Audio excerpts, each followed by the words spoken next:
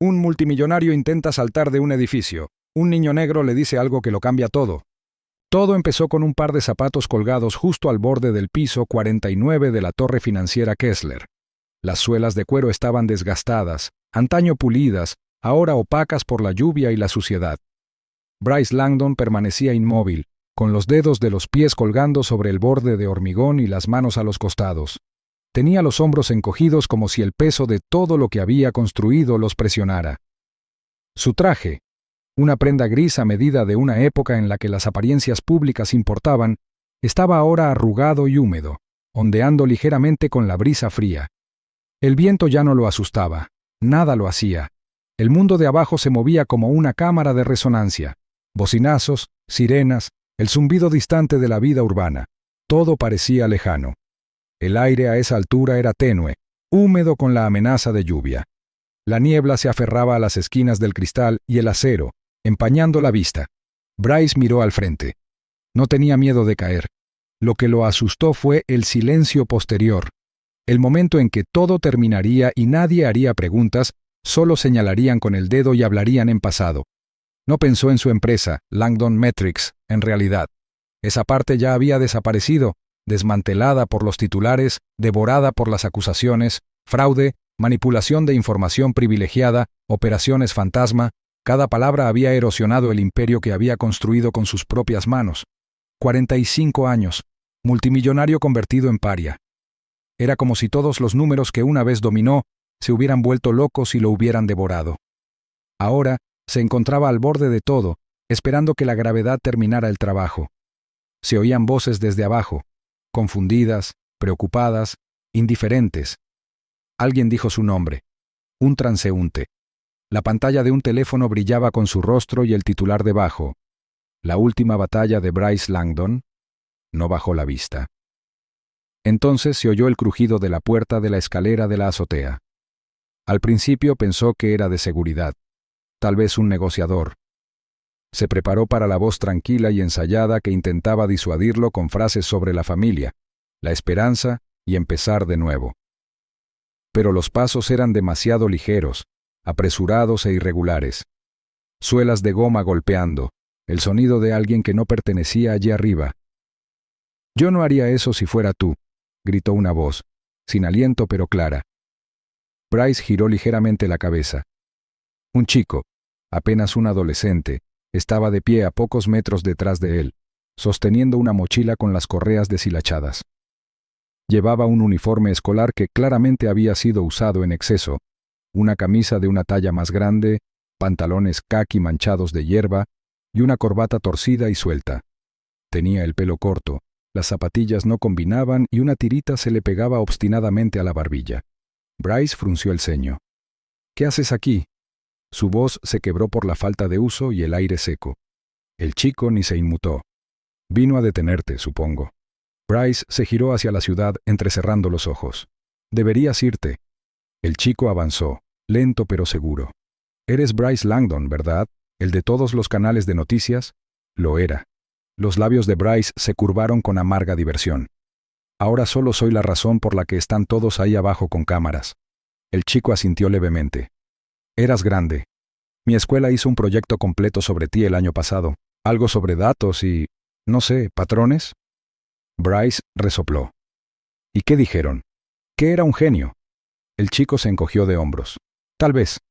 La verdad es que no presté atención». Dio otro paso más cerca. «Pero sé que la gente no sube a los edificios para sentirse más alta». Bryce giró la cabeza más esta vez, observándolo. «No deberías estar aquí arriba, chico». «Les dije que te conocía», respondió el chico. «Me dejaron pasar. Mentí». Bryce sonrió con suficiencia a pesar suyo. «Tienes agallas». «La verdad es que no», respondió el chico. «Pero mi papá dice que a veces haces lo que da miedo porque no quieres sentirte inútil». Hubo una pausa. Bryce finalmente se apartó del borde. No del todo, pero lo suficiente para aliviar la tensión. Giró su cuerpo a medias hacia el chico. «¿Y cómo te llamas?» «Callen», respondió. «Callen Price». Bryce lo observó de nuevo. No parecía alguien que debiera estar cerca de un tejado como ese. No en esta parte de la ciudad, no en su estado, y sin embargo, No había miedo en sus ojos, solo algo firme, algo honesto. ¿Subiste aquí para convencerme?, preguntó Bryce. Callen asintió. Supongo. Bryce apartó la mirada de nuevo, hacia el horizonte. No tengo miedo de saltar, Callen. Solo estoy cansado. Eso es diferente. Te creo, dijo Callen en voz baja. El viento agitaba la camisa del chico y el pelo de Bryce. Una gaviota graznó en lo alto.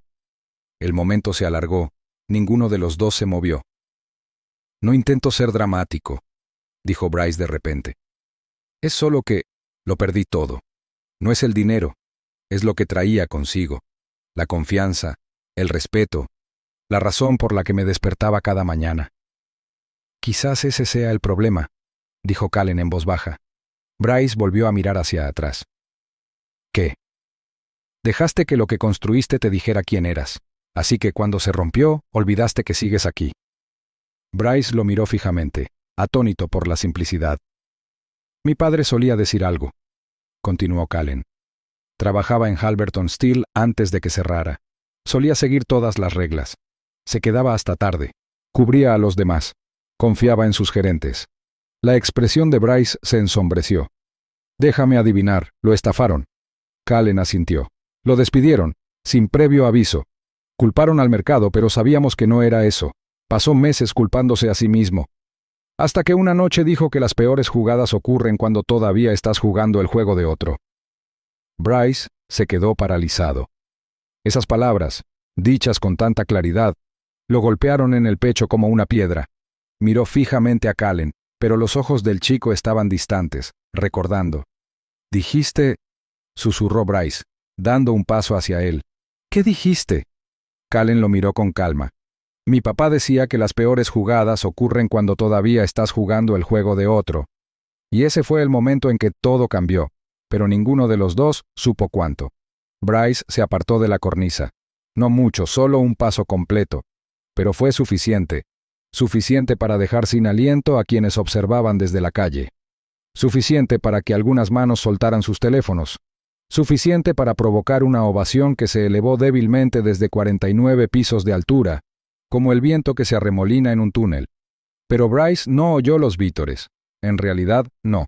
Sus ojos permanecieron fijos en el chico que tenía delante. El chico que había hablado como alguien que no se suponía que importaba, y sin embargo sí. El chico que no había intentado calmarlo con clichés ni promesas. Solo había dicho una verdad, y en ese momento eso había sido suficiente. «¿Cómo te llamas?» Swing, preguntó Bryce en voz baja, pero ahora más firme. El chico se secó una gota de sudor de la frente. El viento le había arrancado mechones sueltos de pelo y levantado la esquina de su mochila como si intentara llevárselo. Pero se quedó quieto, respirando con dificultad desde las escaleras, con el pecho subiendo y bajando con la concentración que solo los chicos que habían tenido que crecer demasiado rápido podían dominar. «Callen», respondió. «Callen Price». Bryce asintió lentamente. El nombre se le quedó grabado en la mente como el acorde de una canción olvidada. Entonces frunció el ceño. «No deberías estar aquí». Callen esbozó una media sonrisa, lo justo para arrugar un lado de la cara. «Estabas a punto de morir. Pensé que mejor me arriesgaba a un castigo». Bryce dejó escapar un breve suspiro. No fue exactamente una risa, pero algo parecido.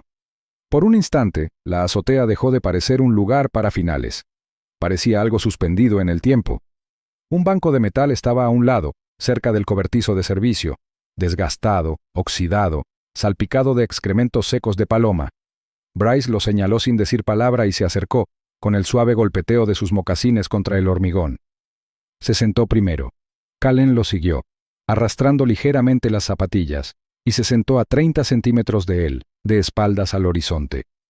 Guardaron silencio un rato. Bryce observaba cómo los edificios de cristal captaban la luz del sol que se desvanecía entre las nubes. La ciudad se movía a cámara lenta abajo, sirenas a lo lejos, bocinas, vida.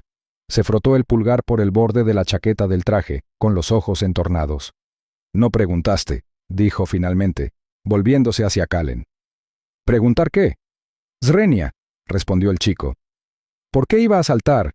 Todos los demás lo habrían hecho». Callen se encogió de hombros. No tenía por qué. Bryce lo miró con curiosidad. Parecías alguien que ya se había explicado demasiadas veces, dijo Callen. Pensé que estabas cansado de las preguntas. Bryce se recostó, con la cabeza apoyada en el banco. Sí, admitió.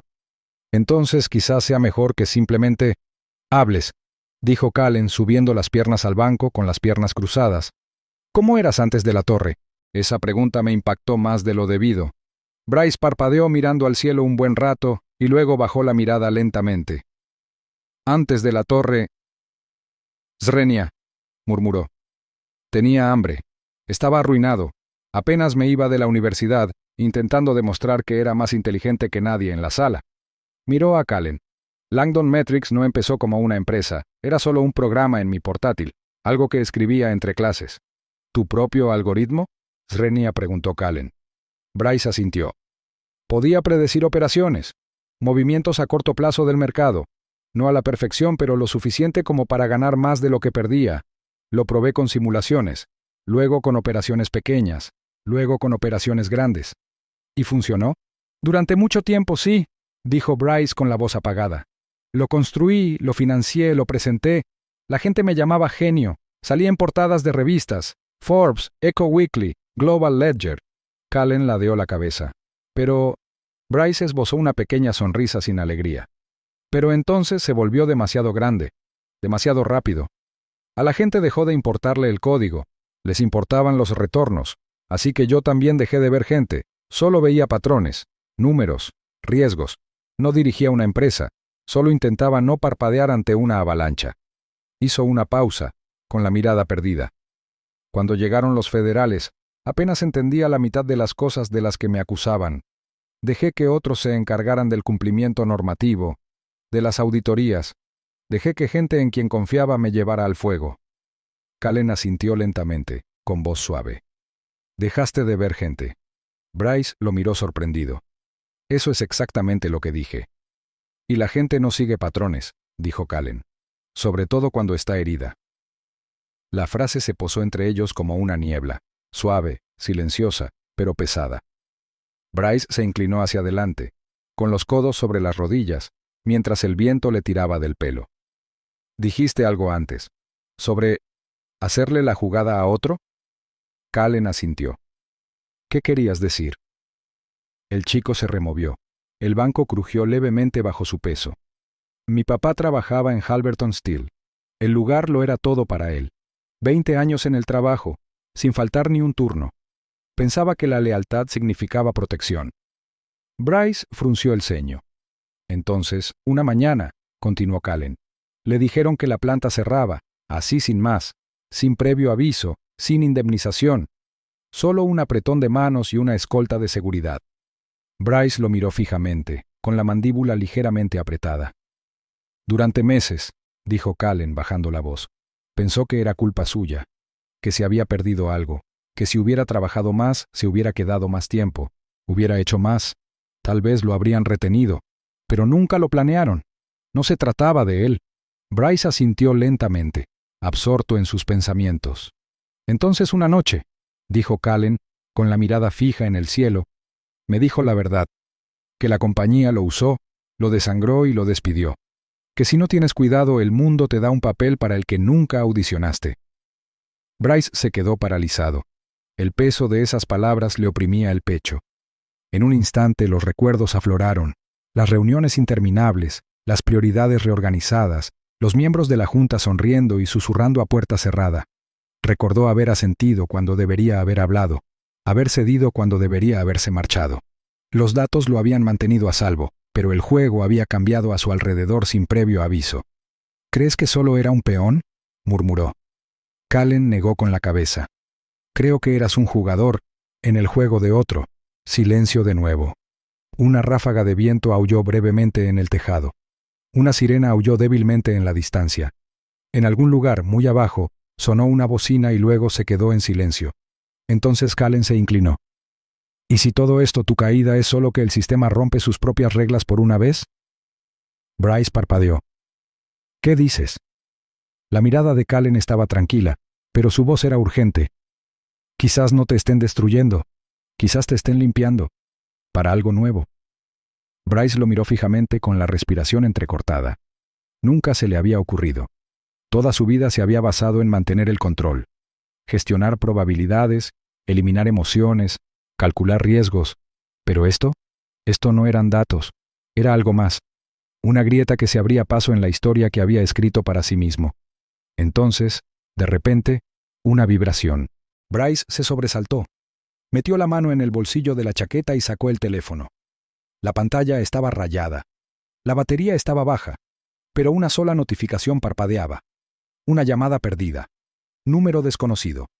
Frunció el ceño, con el pulgar sobre ella. «Contesta», dijo Callen en voz baja. Bryce dudó. «O no», añadió el chico. «Pero tal vez ese sea tu próximo paso». Bryce no respondió, pero su mano se apretó alrededor del teléfono. 3 días después, Bryce Langdon desapareció sin previo aviso. Su ático en Harrogate estaba vacío, con las cortinas corridas y el buzón de voz lleno. Los medios de comunicación estallaron. Algunos especularon que había subido a un jet privado a Zúrich con un nombre falso. Otros afirmaron que se había internado en un lujoso centro de rehabilitación en algún lugar de Colorado. Pero ninguno de ellos se acercaba. Bryce había conducido 2 horas al norte de la ciudad en una camioneta destartalada, con las matrículas polvorientas y la radio en silencio. El camino serpenteaba entre pinos y tierras de cultivo olvidadas hasta que terminaba en un claro, una cabaña de madera solitaria, abandonada hacía tiempo, envuelta en niebla y silencio. Salió a la maleza, con la bolsa de lona en la mano, el viento tirando de su chaqueta. La puerta de la cabaña crujió al abrirla, y el olor a madera vieja y aislamiento húmedo lo golpeó como un recuerdo. No era gran cosa, una estufa rota, un fregadero con manchas de óxido, una estantería torcida. Pero era suyo, y lo más importante, estaba tranquilo, sin periodistas, sin demandas, sin salas de juntas con sonrisas falsas. Solo el sonido de los árboles y el susurro ocasional de algo salvaje moviéndose entre la maleza. No le dijo a nadie dónde estaba, ni a su abogado, ni a su contable, ni siquiera a su asistente, pero una persona apareció. 6 días después de su desaparición, justo cuando la niebla matutina se levantaba de las colinas, Bryce oyó pasos crujir sobre la grava. Miró por la ventana y vio a un chico, con una sudadera azul marino y una mochila demasiado grande para su pequeño cuerpo, caminando hacia el porche con paso firme y pausado. Era Callen. Bryce abrió la puerta antes de que el chico pudiera llamar. ¿En serio? Component Placement preguntó, entrecerrando los ojos.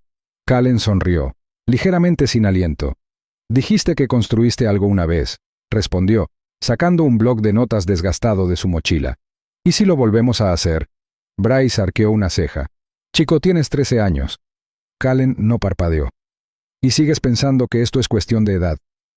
Por un momento, ninguno de los dos habló. Entonces Bryce se hizo a un lado. Dentro, Callen dejó sus cosas en el suelo y extendió una serie de diagramas dibujados a mano sobre la mesa. Líneas, flechas, recuadros, acrónimos, ideas, conceptos. Dijiste que el sistema aplastaba a gente como tú, como a mi padre. Sigue aplastándolos. Pero ¿qué pasaría si pudiéramos darles acceso a algo diferente? Algo justo. Bryce estudió las notas, rozando el papel con los dedos. Los bocetos eran rudimentarios, pero la idea era sólida. Una plataforma que eludiera a los bancos, sin guardianes, sin filtros de élite, solo transparencia y oportunidades. Una forma de que la gente invirtiera, aprendiera y creciera, sin tener que llevar traje ni estrechar la mano en el club adecuado. «Ni siquiera puedo abrir una cuenta corriente a mi nombre», dijo Bryce en voz baja. «Mi nombre es radiactivo». «No necesitamos tu nombre», dijo Callen. «Necesitamos tu mente». Esa noche empezaron a trabajar. Se sentaron en extremos opuestos de la mesa del comedor de la cabaña, usando 2 portátiles de prepago que Bryce había comprado en una gasolinera a horas de distancia. Cortaron internet, trabajaron sin conexión, intercambiaron código entre memorias USB. La plataforma fue tomando forma poco a poco. Callen aprendió rápido, absurdamente rápido. Aprendió la sintaxis de Python, leyó libros blancos, devoró artículos sobre redes de código abierto. Bryce lo guiaba, lo corregía, lo retaba. Pero también observaba al chico con creciente asombro. Cada mañana Bryce se despertaba más temprano. Preparaba un desayuno de verdad: huevos, tostadas, a veces incluso bacon si podían permitirse que la nevera funcionara bien. Empezó a afeitarse de nuevo. Encontró una vieja radio en el ático que aún reproducía jazz suave cuando funcionaban las pilas.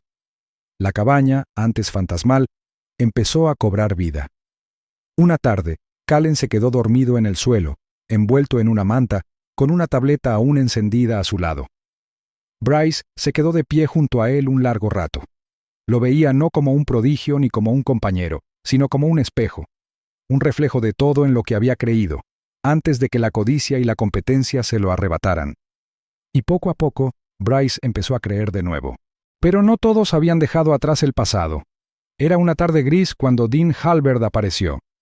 Bryce vio la camioneta negra estacionada al final del camino de tierra, con las ventanas tintadas y el motor aún en marcha.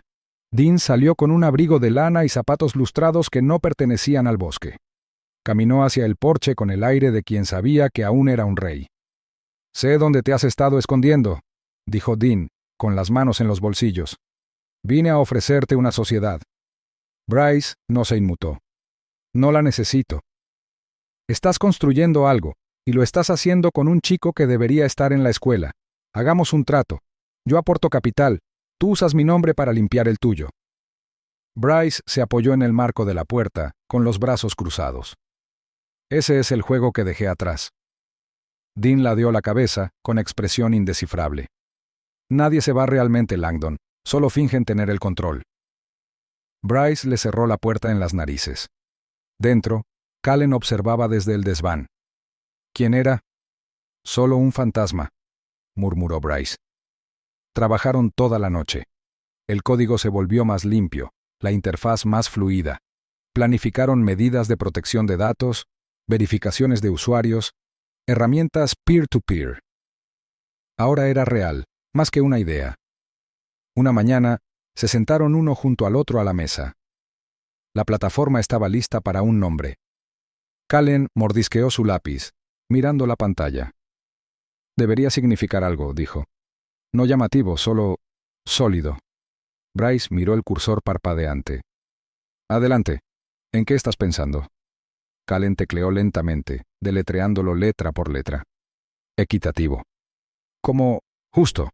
Equilibrado», añadió el chico. Bryce miró la palabra con el rostro indescifrable. Entonces asintió lentamente. «Sí, encaja».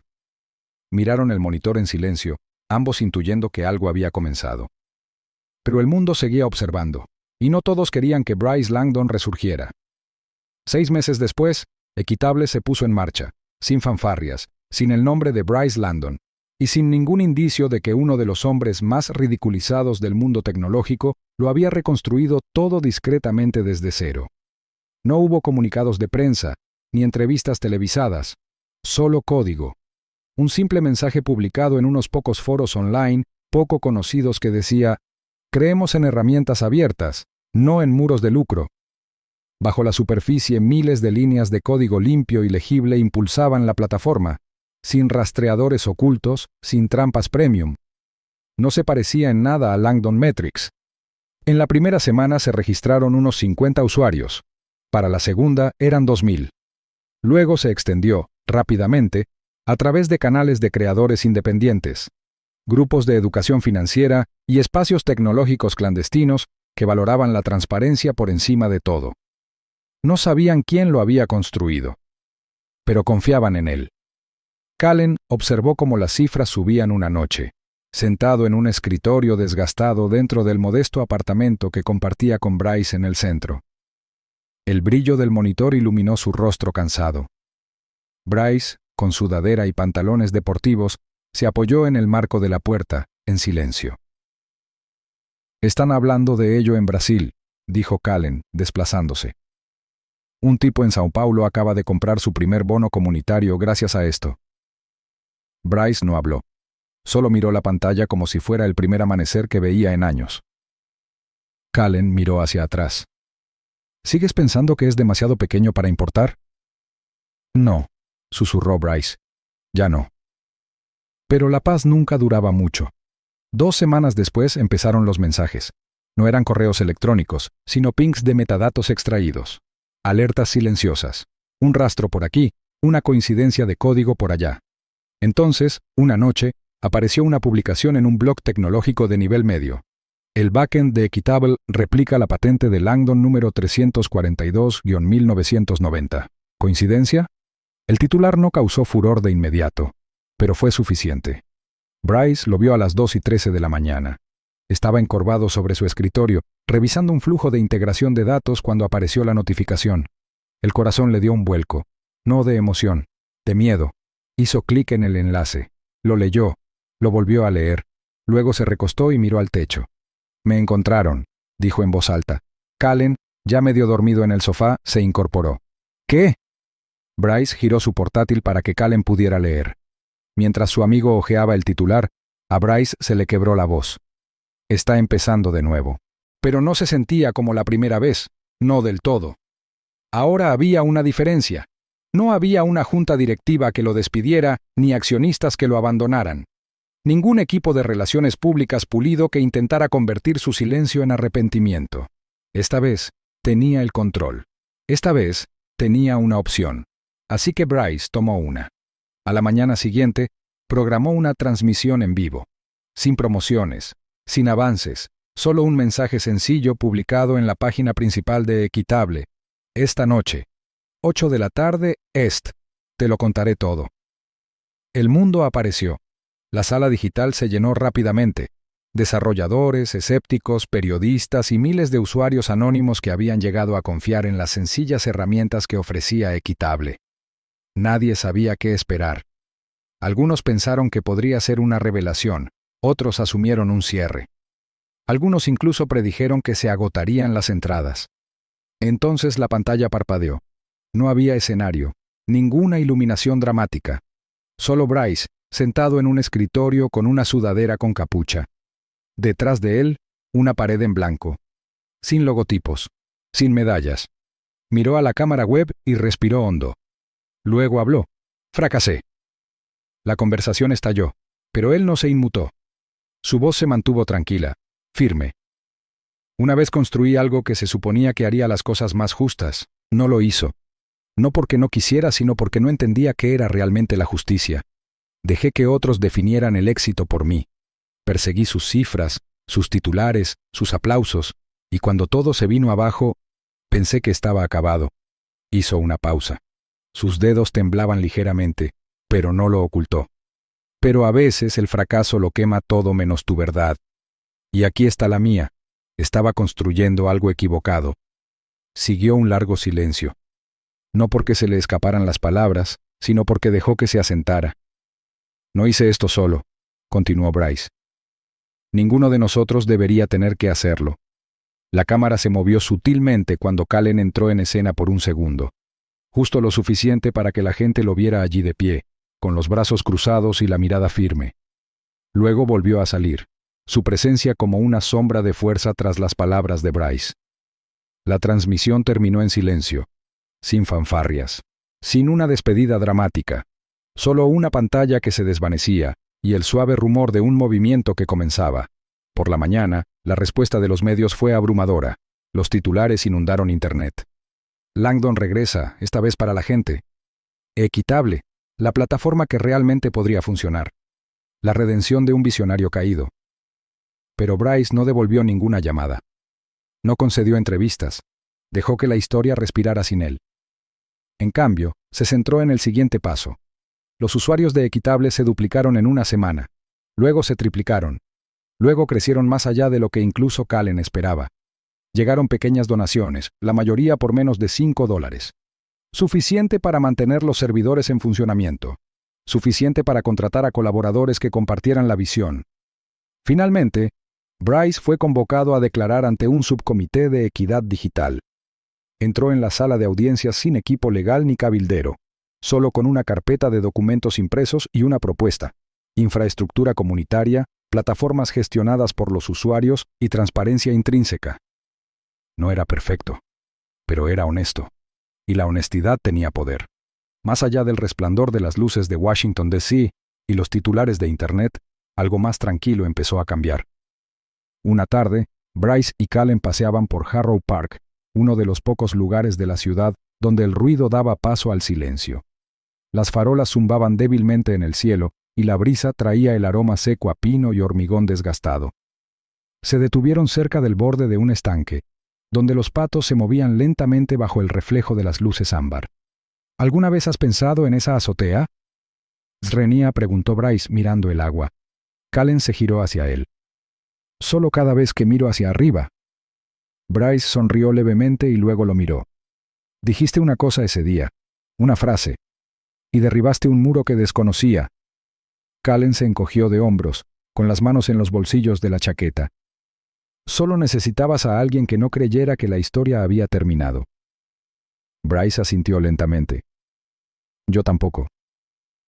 Mientras se alejaban, las farolas se encendieron y en algún lugar de la ciudad, otro muro empezó a agrietarse.